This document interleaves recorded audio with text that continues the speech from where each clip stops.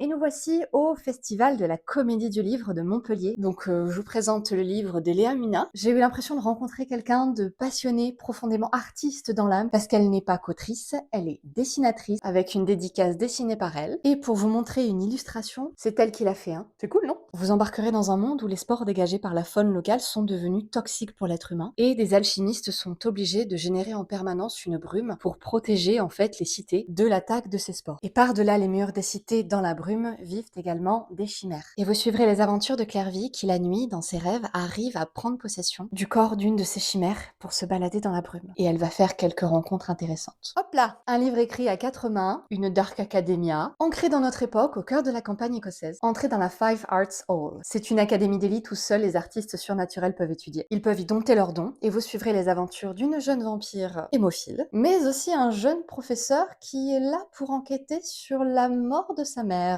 Et leurs destins vont être liés d'une manière étrange. Vont-ils réussir à se faire confiance et à répondre à toutes leurs questions? Il faut le lire, voilà. Ah, la dame a craqué son slip. Mais.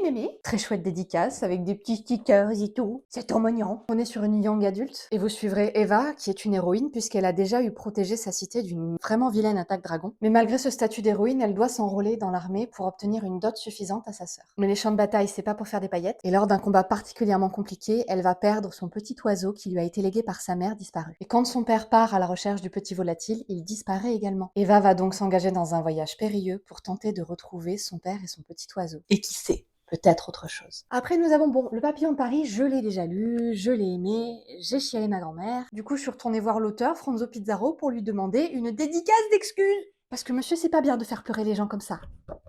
Maintenant que le dossier est clos, on passe au dernier livre de ce boucol. Les êtres humains sont enfermés dans des bulles protectrices pour se protéger des ombres. Ces créatures apparaissent partout où la lumière se ternit, et un simple contact avec elles peut vous ôter la vie. Mais les ombres vont désigner Adèle pour venir chuchoter avec elles et tenter de comprendre leur langage. À cause de cela, elle est envoyée en formation auprès d'un archiviste aussi secret qu'exaspérant, et d'un sergent au charme s'offre à elle deux solutions. Suivre les règles qu'on lui impose ou bien définir les siennes. Voilà pour ce book haul de la honte.